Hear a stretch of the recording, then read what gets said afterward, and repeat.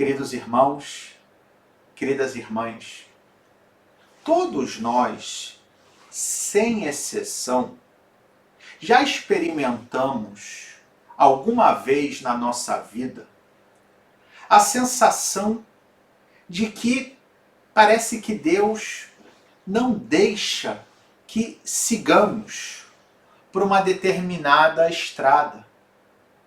E isso mesmo quando nós aparentemente estamos fazendo tudo certinho, ou como se costuma dizer, conforme o figurino. E apesar de seguir tudo como se deve, nas nossas orações, nas nossas práticas religiosas, procuramos fazer o bem, temos a intenção de ajudar os demais, às vezes nos propomos a algo que em si mesmo é uma coisa boa e nos preparamos para isso e parece que não dá certo. Às vezes, um tipo de trabalho, às vezes, uma linha que queremos tomar na nossa vida, uma mudança de estilo, às vezes uma amizade, às vezes um projeto, até quem sabe, de caráter econômico, mas que tem uma dimensão social, enfim, uma infinidade de possibilidades. Mas como eu disse, coisas que fazemos com reta intenção, coisas que fazemos também com sentido do bem, e parece que não dão certo. E nos perguntamos, às vezes é natural que assim o façamos, o que é que estamos fazendo de errado?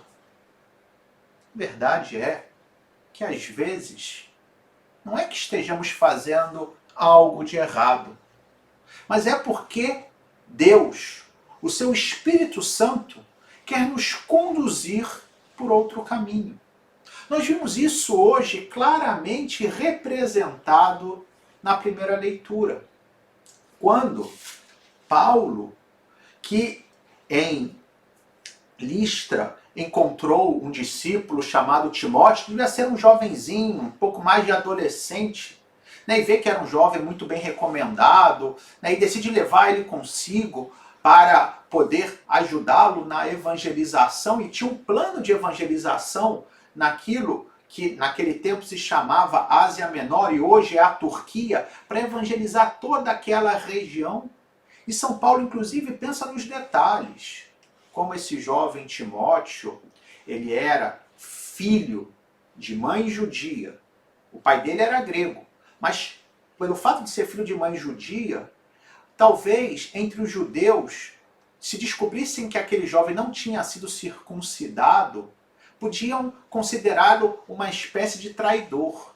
E São Paulo, mesmo sabendo que a circuncisão para o cristão não tinha sentido, porque o que nos salva é a fé em Jesus Cristo, ele decide inclusive circuncidar a Timóteo para que pudesse ter uma entrada melhor nas comunidades judias. Tudo bem feito, tudo pensado, tudo cheio de oração e reflexão. E aí quando começam essa aventura de evangelização, diz o texto dos Atos dos Apóstolos que por 2 vezes o Espírito Santo lhes impede de ir por onde tinham pensado em ir. Até que finalmente chegam em Troade, que é uma cidade que estava a 18 quilômetros da cidade que todos nós ouvimos falar já, Troia, do famoso cavalo de Troia, pois essa cidade, Troade, sempre na Ásia Menor, São Paulo teve uma visão. E aí entendeu o porquê que Deus não havia permitido ele seguir por aquele caminho que ele tinha pensado originalmente. Isso pode acontecer na nossa vida, querido irmão, querida irmã.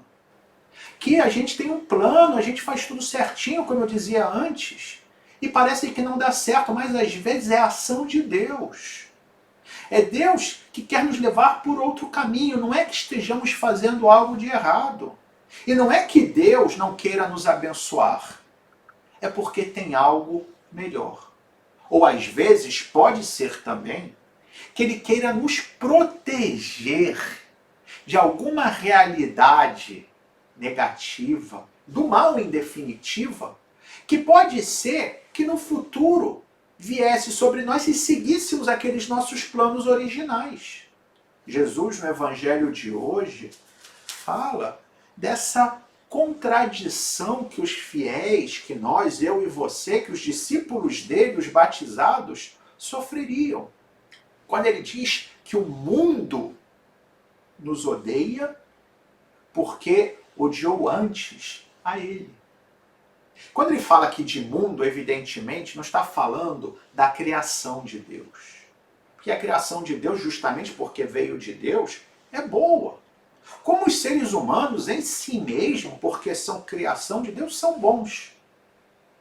Quando o Evangelho de São João usa o termo mundo, com essa acepção mais bem negativa, está falando do mundo como resultado das ações pecaminosas de homens e mulheres.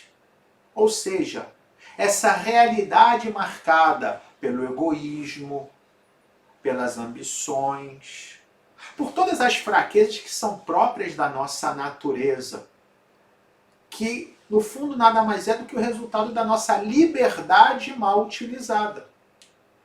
E, voltando à ideia original, às vezes Deus nos impede de ir por um caminho, porque esse caminho nos leva ao mundo, nos leva ao egoísmo.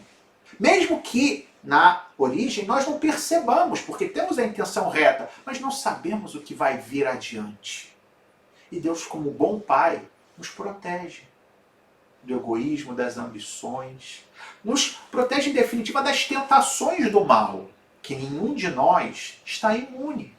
E Deus, às vezes, vai colocando pessoas, situações, que no momento a gente pode achar que é algo ruim, mas depois percebemos que foi uma libertação, que foi uma proteção de Deus.